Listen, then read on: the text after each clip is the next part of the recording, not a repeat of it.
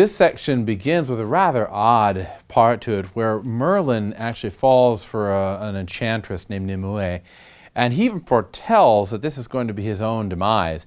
He says to Arthur, you won't see me anymore because I'm bound to fall for this girl Nimue and she will trap me and that'll be the end of me. And then of course it happens. He falls in love with her and she takes all of his magical powers and then she traps him under a rock in the earth. And frequently when people read this, they think, oh, this is very strange that Merlin would fall for all this. I like to look at this in some ways as the character of Merlin is not quite the conscience, he's not quite the intellect, he's more of an elemental force. He's a bit like the magical power that gets the thing started, the whole round table started. And at the end of his getting the thing started, he goes back into the earth again. Nimue is in a way like an elemental force herself. She's like the force of Mother Earth. She seduces him and she puts him into this tomb in the earth where he doesn't quite die, but he stays under the earth, out of the way, embedded in the tomb of the rock. Well, the story goes on, and we have other things that happen in the court of the Round Table that lead up to the image of Gawain. There's an instance, for instance, where Arthur is given a cloak that is threatened. It can burn him as a dangerous cloak. And without Merlin, he has no one around anymore to tell him, look out for this or look out for that. And so in this case, he's saved by the Lady of the Lake, who prevents him from donning the cloak. The cloak that burns is a very old image. It goes as far back as the stories of Heracles in the ancient world, or Medea in the ancient world, who gives a cloak to her ex-husband's new wife. So this image of being burned is by a cloak is something which, in some ways, Mallory is taking from very ancient lore. But it also is, I think, symbolic again, because so much of Mallory's stuff is loaded with symbolism, medieval symbolism, that acts almost like fish hooks in the mind, or like things that draw you into the story further. So here you have the image of the cloak burning, which is a sun image, it's a solar image. The fire is always a solar image in the stories. And you have Arthur, who has been up till now connected with the sun. Without Merlin, suddenly that power of the sun is ungoverned. It goes out of control. And so, of course, who saves him? The Lady of the Lake. I think that's a very appropriate image, that the woman who is the cooling element here, the element of water, the primordial stuff out of which all life came, is the thing that cools off this man who is threatened with being consumed alive with the flames of the sun. He no longer has that power of magic to stop it from happening.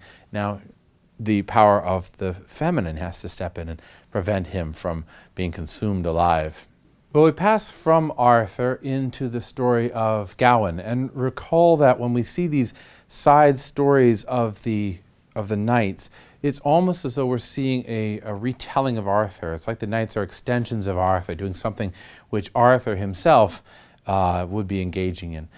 Gawain and Uwaine, who meet up with Morte, are themselves related to Arthur by blood. They are the nephews of him. He's related by his own sisters and their marriages. So they are part of the court, partly by blood and also partly because they're noble men.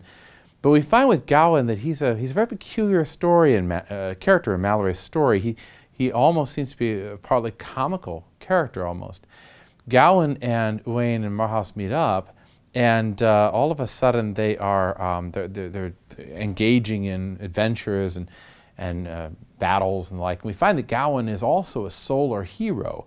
He's somebody who waxes strong as the sun rises up in the sky, and then as the sun drops, he loses power.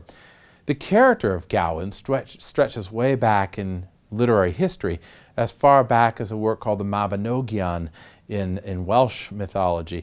He appears in very old lore in Celtic mythology, associated with the character Gwalchmai, who is the falcon, who looks at the sun and still is able to see well. So he is a quasi-divine character. Mallory takes that image of Gawain, Gwalchmai, and he makes him into the reduplication of Arthur, That is, a character who is like Arthur in another way, but also makes him into a slightly comic character. Because as we see, when he and Gawain and Marhaus are progressing forward, they meet these three damsels. And Marhaus and Gawain go off with two of the damsels, and Gawain goes off with the youngest, who then proceeds to insult him and to abuse him, and to say, I wish I'd gone with the other two, and you're a lousy knight, and et cetera, et cetera, et cetera. And there's a very funny passage where the young lady and Gawain come across this knight, Peleus, who's being assaulted by other knights. And Gawain says, oh, it's terrible, this guy's getting assaulted. And the young lady says, you should go and stop this. What kind of a knight are you that you don't stop this? And she kind of lights into him. And Gawain eventually does go and tries to stop that event happening, and he goes to help Peleus. But then Gawain messes up. And this is typical of Gawain in the story. He's a character who messes up frequently. He goes to help Peleus get the woman that he loves, Enid. And in doing so, he says, I'll go and I'll woo her for you, and then she'll fall in love with me, and you can step in and be her man. This is a convention that happened frequently in medieval literature, where the envoy would go from the high-ranking official, the king or the prince, and the envoy would go and he would court the lady and bring the lady back to court to the king. She would fall in love with the subordinate of the king, and thus when she got to the king, who was a superior man, she'd fall in love with him. We see that story, though, going wrong more often than we see it going right in medieval literature. There's the famous story, which we don't include here, but is included in the cycle of Arthur, which is the story of Tristan and Isolde. And in some ways, this story, this section here with Gawain, is like a comic version of the Tristan and Isolde story. Tristan is sent by King Mark to go and woo the woman that Mark loves, who's Isolde, but on the way back, the mother of Isolde is given a love potion to make sure that Isolde falls in love with Mark. And Tristan and Isolde are on the boat, and they get parched, and they drink the love potion, the two of them, and they fall madly in love. And when they get back, she marries Mark, but she's still in love with Tristan. And Mark knows it, and he gets jealous and tries to kill Tristan several times.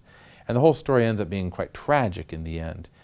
That whole love triangle that occurs between those three characters is parallel to this love triangle here between Gawain and Peleus and his lady.